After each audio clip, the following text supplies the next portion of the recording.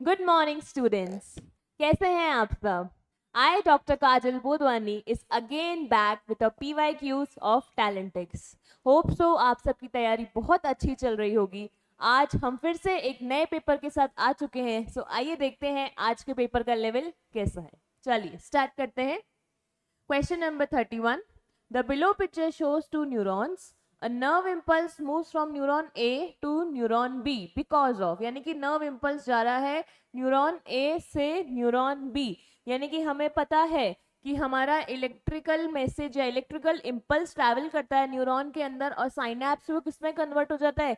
Chemicals के form में, जिसको हम बोलते हैं न्यूरोट्रांसमिटर्स, जो कि आगे ही वापस इलेक्ट्रिकल इम्पल्स को कैरी करते हैं। ऑप्शन देखते हैं।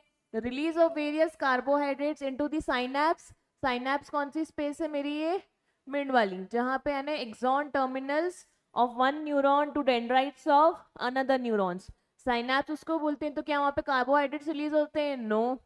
Release of chemicals called as neurotransmitters. Yes, chemical impulse ही फॉर्म होता है साइनैप्स पे। किसकी वजह से? न्यूरोट्रांसमिटर्स, जो केमिकल मैसेजेस वहां पे रिलीज होते हैं। और ऑप्शन देख लेते हैं। Dendrites that are connected, dendrites तो नहीं, डेंड्राइट्स कनेक्टेड नहीं होते। Neuron A hitting against neuron B, कोई हिटिंग एज सच नहीं होती है यहाँ पे। तो answer will be second, a very easy one. Clear? Moving to next. Which procedure is explain below. यहाँ पे कौन सा प्रोसीजर आपको दिखाया गया है? अगर हम देखें, ये एक पर्सन है, ये दूसरे पर्सन को माउथ टू माउथ ब्रीदिंग कर रहा है। हमने नॉर्मली देखा होगा, अपने डेली लाइफ में भी ऑब्जर्व किया होगा बहुत बार, कि जब कोई हम लोग हाईवेज पे जाते हैं, एक्सीडेंट्स हो जाते हैं, मेजर ट्रॉमेटिक एक्सीडेंट, जब पर्सन ब्रीथ नहीं कर पाता है, तो जो इमरजेंसी सिचुएशंस में जो टीम होती है हॉस्पिटल की, वो generally mouth to mouth breathing देती है या चेस्ट कंप्रेशंस देखती है। आपने बहुत जगह देखा होगा, एयरपोर्ट्स हो गए, बहुत केसेस आते हैं। तो ये केस किसका आ जाता है? हमारा CPR, that is cardio pulmonary resuscitation, जिसमें chest compressions plus mouth to mouth breathing के साथ पर्सन के हार्ट को वापस एक्टिव किया जाता है, क्योंकि उसकी हार्ट बीट स्टॉप हो जाती है या वो ब्रीथ नहीं कर पाता है। तो CPR is a way to again get back a person into his or her life. चलिए ऑप्शन देखते हैं। This is CPR pumping of heart, no. Cardio pulmonary resuscitation, that is CPR only, कि हमें वापस से पर्सन के heart को activate करना है ताकि उसकी ब्रीदिंग नॉर्मल हो पाए। Clear? Inhalation, no, and exhalation again, no. So answer is CPR. Moving to next. Jacqueline placed a plant with white flowers into a beaker of red color water. Water कैसा है? Red colour, यानी कि ये जो मेरे पास पानी दे रखा है रेड कलर का है, इसमें इसने प्लांट डाल दिया। ऑप्शन आगे देखते हैं। A few hours later, she observed that the flowers and leaves of the plant had turned slightly right. उसने क्या देखा कि flowers और लीव्स कैसी कलर की हो गई?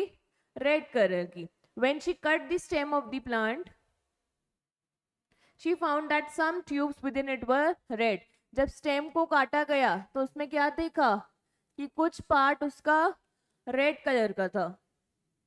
What does this experiment show? यानी कि हमें क्लियरली इंडिकेट हो रहा है कि वाटर जो था वो रेड कलर का था, वो रूट से ट्रैवल करके पूरा फ्लावर्स तक, यानी कि स्टेम लीव्स फ्लावर्स तक रीच किया, तब जाके उसका कलर रेड हो गया। यानी कि यहाँ पे वाटर का मूवमेंट हुआ है from downwards to upwards, that can be through xylem also and through the diffusion process also. चलिए देखते हैं। Water is transported to the flower only, नहीं, वाटर तो लीव स्टेम सबके थ्रू ट्रांसफर हुआ है, लेकिन मेजरली स्टेम से जाते हुए लीव्स एंड फ्लावर्स तक पहुंचे। The plant is a living thing and therefore needs water to live. Water to live तो चाहिए, बट इसमें थ्योरी एक्सप्लेन नहीं की गई है। The plant is growing so the leaves and flower change colours. Plant grow कर रहा है इसलिए कलर चेंज हो गया? नहीं, तो कलर तो फिर कोई सा भी आ जाता अगर चेंज करना ही होता तो। Water is carried from the roots to all parts of the plant through the stem. Yes, water travels from downwards to upwards. So roots को ही हम water देते हैं ताकि वो plant के हर एक part तक पहुंच पाए. So answer will be fourth. Again a very basic question. Moving to next. Match the terms given under column A with their functions given under column B and select the answer from the options given below. हमें A and B दिखा रखा है, ए हमें दे रखा है, उसके हमें functions match करने हैं। चलो देखते हैं। Lymphatic system, that is to drain back the tissue fluid to the circulatory system. यही काम है, एक्स्ट्रा सेलुलर फ्लूइड है, वापस एक्स्ट्रा सेलुलर फ्लूइड को टिश्यू से लेके हमारे हार्ट तक पहुंचाता है। तो ए का हो जाएगा थर्ड ऑप्शन में। देखते हैं, तो ये दो तो पहले ही कैंसिल हो गए। Next, pulmonary vein. Pulmonary vein blood कहाँ कैरी करती है? लेफ्ट एट्रियम में, यानी कि कैरी ऑक्सीजनेटेड ब्लड। तो आंसर विल बी बी का फर्स्ट। ये दोनों अभी भी ऑप्शन है। नेक्स्ट देखते हैं, थ्रोम्बोसाइट्स, यानी कि हमारी प्लेटलेट्स की बात हो रही है, किस काम आती है? Coagulation of blood. Next, lymphocytes provides immune response, डब्ल्यूबीसीज है, फाइटिंग में हेल्प करती है। So answer will be our second, easy one. Okay, moving to next. Feeling the tremors of an earthquake, a scared person of 7th floor of a multi-storied building starts climbing down the stairs rapidly.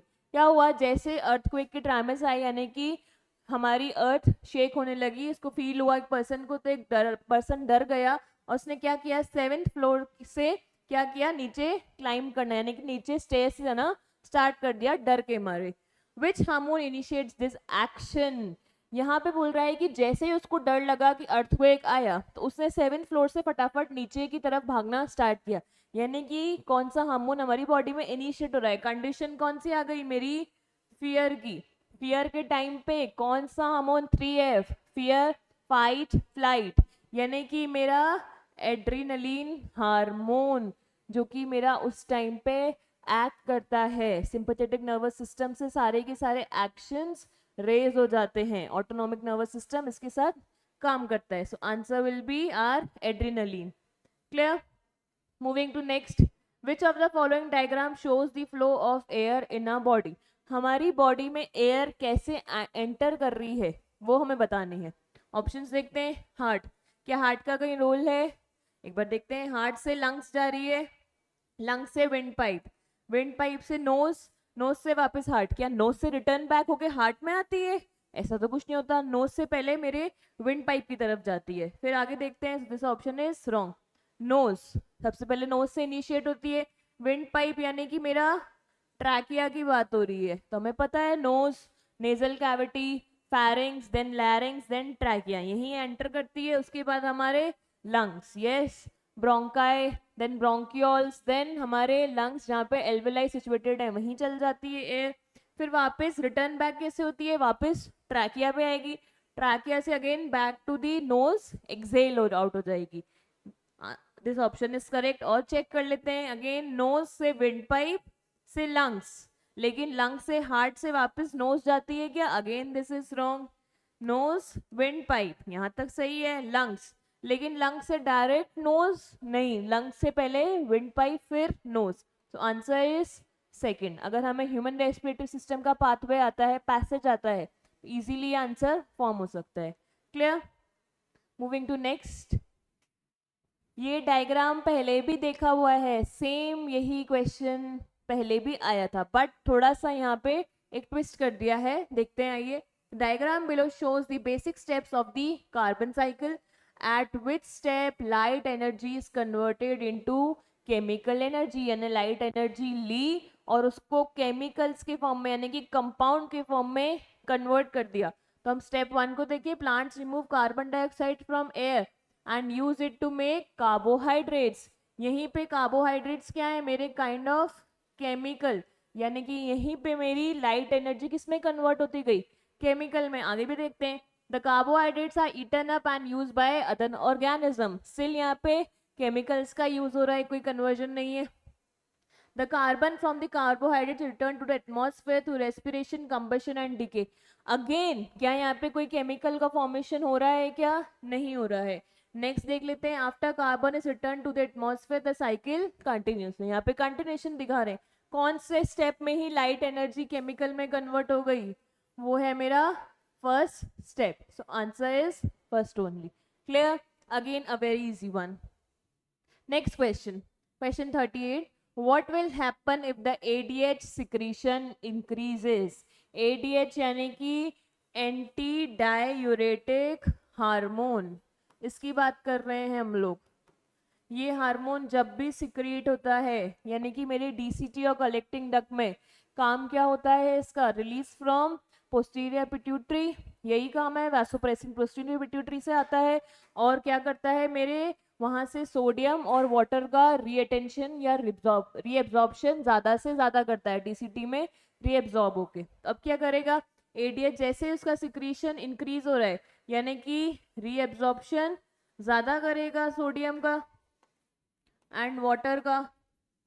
जैसे reabsorption ज्यादा होगा, यानी कि अब वो पूछ रहा है यूरिन की वॉल्यूम के बारे में। हमें पता है अगर रीएब्जॉर्प्शन ज्यादा हो रहा है, यानी कि यहाँ पे डीसीटी में आके क्या काम करेगा, यूरिन को और कंसंट्रेटेड बनाएगा, ताकि हमारा यूरिन बाहर कंसंट्रेटेड फॉर्म में निकले, डाइल्यूट फॉर्म में ना निकले। यानी कि पानी की कमी हो रही है तो volume will decrease, water dilution यहाँ पे कम हो रहा है तो वॉल्यूम डिक्रीज हो जाएगी। क्लियर? तो ऑप्शन देखते हैं, volume will increase, no, volume will decrease, will remain same. Clear, volume will decrease, क्योंकि हमने डाइल्यूशन को रिड्यूस कर दिया है, उसकी वजह से हमारी वॉल्यूम डिक्रीज हो गई है। Clear? Next, moving to next question. Euglena is a single cell photosynthetic organism. Euglena की बात की जा रही है कि सिंगल सेल है और फोटोसिंथेसिस करता है। अगर यूग्लिना फोटोसिंथेसिस कर रहा है, यानी कि हम किसकी बात कर रहे हैं कि वो ऑटोट्रॉफिक ऑर्गेनिज्म हो गया। Clear? Next, clover is a multicellular green plant. Again green plant है तो फिर से autotroph. Which of the following activities is carried out by both Euglena and clover? ऐसी कौन सी एक्टिविटी है जो दोनों के थ्रू कैरी जाएगी? दोनों ऑटोट्रॉफ है तो दोनों फोटोसिंथेसिस कर सकते हैं। ऑप्शंस देख लेते हैं। Use light energy to produce carbohydrates. Yes, light energy को उसके यूज करके केमिकल्स में कन्वर्ट करते हैं। हमें पता है कार्बन डाइऑक्साइड और वाटर को यूज करके कार्बोहाइड्रेट यानी कि ग्लूकोज का प्रोडक्शन करते हैं। सो आंसर तो हमें यही मिल गया। स्टिल नेक्स्ट चेक कर लेते हैं। Producing sex cells for reproduction, नहीं, हमारा गैमीट्स का प्रोडक्शन का यूज नहीं है इनके पास। Moving nutrients to specialised tissues, no, ये काम तो फ्लोएम का होता है, इनका थोड़ी ना होता है। Transmitting impulse along nerve pathway, नहीं, क्या कोई न्यूरॉन है क्या यहाँ पे जो इम्पल्स ट्रांसफर करेगा? नहीं। So answer will be first only. Clear? Again बहुत इजी सवाल है। Moving to next. Lichens indicate SO2 pollution because they have, हमें पता है लाइकेन्स ऐसे होते हैं जिनके पास एल्गे एंड फंगाई का एसोसिएशन फॉर्म होता है, म्यूचुअल एसोसिएशन या सिम्बायोटिक एसोसिएशन बोलते हैं उसको हम लोग। हमें पता है कि लाइकेन्स कभी भी पोल्यूशन में ग्रो नहीं करते हैं। और अगर SO2 की बात करें कि SO2 की ही रिलीज की बात कर रहे हैं, क्यों? क्योंकि वो सेंसिटिव होते हैं सल्फर डाइऑक्साइड से, तभी वो कभी भी पोल्यूटेड एरियाज में ग्रो नहीं करते हैं। तो हम डिटेक्ट कर सकते हैं अगर ज्यादा पोल्यूशन है, सल्फर डाइऑक्साइड गैस ज्यादा निकल रही है, तो लाइकेन्स वहां ग्रो नहीं करेंगे क्योंकि वो सेंसिटिव होते हैं SO2 गैस को। A clear basic one. Moving to next. How does alveolar pressure compare to atmospheric pressure during inspiration? हमें किसको कंपेयर करना है? एल्वुलर प्रेशर को टू एटमॉस्फेरिक प्रेशर हमसे पूछा है। तो अगर हम बात करें इंस्पिरेशन के टाइम पे, इंस्पिरेशन के टाइम पे क्या होता है, मेरा डायफ्राम फ्लैट होता है, कॉन्ट्रैक्ट कर जाता है, sternum and ribs upward and outward move करती हैं, उसकी वजह से वॉल्यूम रेज हो जाता है। तो वॉल्यूम का इनवर्सली प्रोपोर्शनल इज प्रेशर। तो प्रेशर हमारा रिड्यूस हो जाता है, यानी कि इंटरनल जो हमारी कैविटी है, एल्वुलर प्रेशर वो लो होता है as compare to atmospheric pressure. तब जाके गैस कैसे ट्रेवल करती है, from high pressure to low pressure, तभी जाके हम इनहेल कर सकते हैं। तो देख लेते हैं, alveolar pressure is greater, no, alveolar pressure is less than atmospheric pressure, yes. Alveolar pressure less होता है तब जाके air high to low move कर सकती है। Alveolar pressure is same as the atmospheric pressure, no. Abdominal pressure is lower, no. Answer is second की alveoli का pressure low होता है as compare to atmospheric pressure से। Clear? Moving to next. Which bacterial disease shows the following symptom? Again bacterial disease की बात की और हमें एक डायग्राम दिखाया है। इस डायग्राम के बेसिस पे हमें डिटेक्ट करना है कि हम इसकी देखें, यहाँ इसकी फिंगर्स का अफेक्शन हो रहा है, उसके अलावा पर्सन दे रखा है जो कि बहुत स्किनी दे दिया है, और इसके कहीं ना कहीं इसका रेस्पिरेटरी सिस्टम अफेक्ट हो रहा है, यानी कि इसके लंग्स अफेक्ट हो रहे हैं। रेस्पिरेटरी डिजीज है। सिम्टम्स देख लें, कफ दैट लास्ट 3 वीक्स और longer and can bring up with blood. Blood भी आ रहा है हमारे किसमें, कफ में, यानी कि खून वाली खांसी। जनरली सुना होगा आपने, ये खांस खांस के इंसान की खून भी आ जाता है उसमें। नेक्स्ट, चेस्ट पेन हो रहा है, फीवर, फटीग यानी कि थकावट, लॉस ऑफ एपेटाइट, भूख नहीं लगती उसकी वजह से weight loss, chills and night sweats यानी कि कंटिन्यूस फीवर उसकी वजह से स्वेटिंग भी होती है। तो ऑप्शन देखते हैं, लिवर सिरोसिस, यानी कि ये अगर हम कंडीशन यहीं से रिलेट करें तो इसमें तो हमारे लिवर की बात की, तो यानी कि लिवर सिरोसिस, इसमें से लिवर डैमेज होता है जनरली ओवर अल्कोहल कंजप्शन की वजह से, तो ये तो हो नहीं सकता। हम तो रेस्पिरेटरी डिजीज की बात कर रहे हैं। Next, tuberculosis, yes respiratory disease ही है। कंटिन्यूस कफ चलता है जिसमें ब्लड भी आता है, चेस्ट पेन भी होता है, फीवर भी होता है, तो ये ऑप्शन मैच कर रहा है। स्टिल आगे भी देखते हैं। मम्स, मम्स की बात करें तो मम्स क्या है, मम्स हमारी सलाइवरी ग्लैंड की डिजीज है, वहां पे पेरियोडाइटिस हो जाता है, इसका इन्फ्लामेशन हो जाता है पेरोटिड ग्लैंड का सलाइवरी ग्लैंड के पार्ट में, तो अगेन ये तो इनकरेक्ट हो गया। उसके बाद अमीबाइसिस, मेरी इंटेस्टाइन की डिजीज है, इंटेस्टाइन को अफेक्ट करता है, so our answer for respiratory system is tuberculosis. Clear? अगर हमें पता है ये डिजीजेस कहाँ कहाँ अफेक्ट करती है तो हम इजीली बता सकते हैं। क्लियर?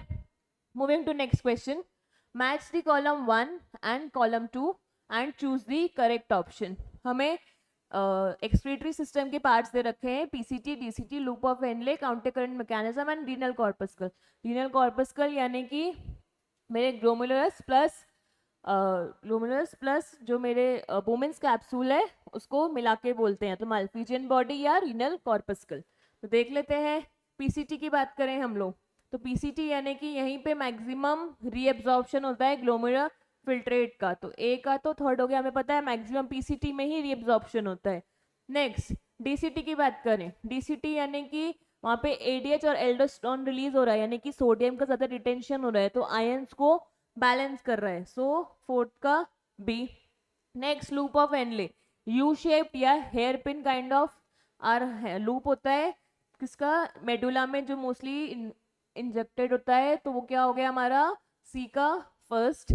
उसके अलावा नेक्स्ट, काउंटर करंट मैकेनिज्म जो कि हमारे मेडुला में कंसंट्रेशन को मेंटेन करके रखता है, so answer will be fifth, maintain concentration gradient in medulla, that is D का fifth. And next, renal corpuscle that helps in the filtration of blood, क्योंकि वहीं पे ही मेरा बोमेंस कैप्सूल और ग्लोमेरुलस होता है जहाँ पे फिल्ट्रेशन स्टार्ट हो जाता है, जीएफआर जिसको हम लोग बोलते हैं।